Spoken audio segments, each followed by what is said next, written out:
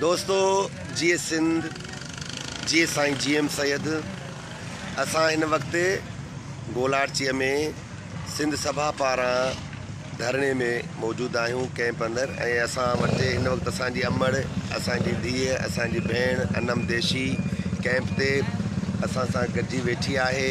ऐं उहा बि महफ़ूज़ नोतकाणी ऐं सिंध जे समूरनि खंभ कयल सिंधियुनि जे आजपे जे लाइ असां सां गॾु नारा हणे थी। ऐं उनजो बि इहो ई मुतालबो आहे त सिंध जे समूरनि खंभे गुम कयलनि खे पधिरो कयो। जे उन्हनि ते को ॾोह साबित थिए थो त उनखे कोर्टनि में पेश कयो। असां अनम देशी असांजी अमड़ उन जूं ॻाल्हियूं ॿुधंदासीं। ऐं मां दोस्तनि खे इहा गुज़ारिश कंदुमि त हिन वीडियो खे वधि में वधि सिंध सभा जे पेज तां शेयर कनि त जीअं असांजे अमड़ियुनि भेनरुनि जे लाइ हिकिड़ो उत्साह पैदा थिए त सियासत ख़राबु न आहे, माण्हू जिते किथे ख़राबु ऐं सुठा हुजनि था। जीअं सिंध जी साईं GM सैयद असांजी भेण अनम देशी ही त जीअं त असीं थोराइता आहियूं सिंध सभा वारनि जा जिन अची हिते असांखे टाइम ॾिनो।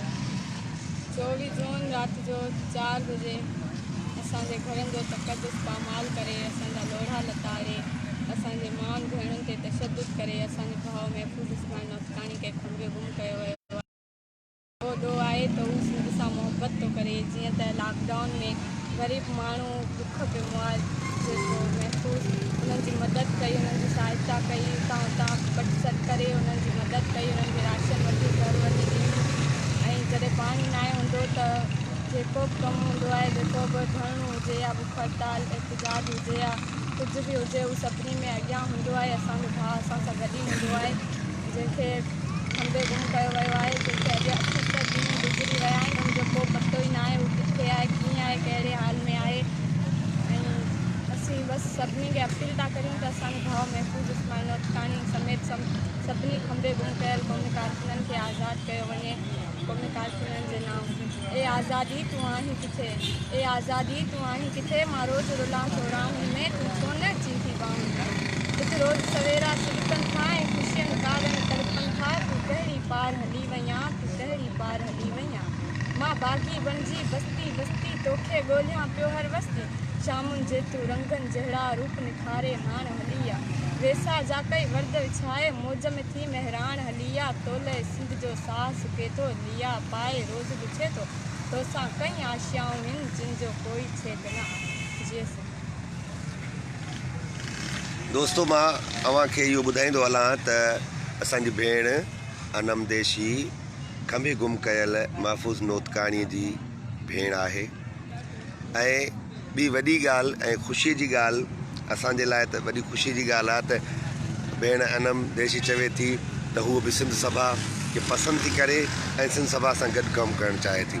असां पंहिंजो पाण खे सफल सम्झूं था जॾहिं केरु सिंध सभा खे पसंदि करे थो ऐं सिंध सभा सां गॾिजी बीहणु चाहे थो। छो जो सिंध सभा जो ईमान आहे त सिर्फ़ु ऐं सिर्फ़ु जिदोजहद, सिर्फ़ु ऐं सिर्फ़ु एहतजाज सिंध खे हिन घेरे मां, सिंध खे हिन घुट ॿूसट मां, घण पासाए हलाउनि मां बचाए सघे थो। ऐं असां सिंध सभा खे जे एहतजाजी पार्टी चऊं, फुटपाथी पार्टी चऊं, हमेशह रोड रस्तनि जी पार्टी चऊं त इहो बि इहो ग़लति न थींदो।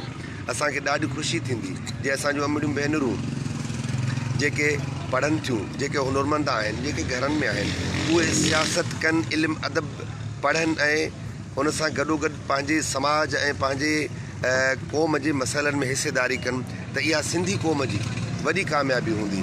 दुनिया में जिन मुल्कनि तरक़ियूं कयूं आहिनि, दुनिया जूं समूरियूं तरक़ियूं औरतुनि खां बिना अधूरियूं आहिनि, छो त औरत मादरे काइनात आहे। जॾहिं मादरे काइनात हिसेदार न हूंदी त उहा कामयाबी, उहा सफलता जटादार न हूंदी, उहा कामयाबी कंहिं कम जी न हूंदी। असांखे ॾाढी ख़ुशी थिए थी जॾहिं असांजूं अमड़ियूं भेनरूं, असांजूं धीअरूं सियासत खे सुठो सम्झनि थियूं। जीअं सिंध जी साईं GM सैयद।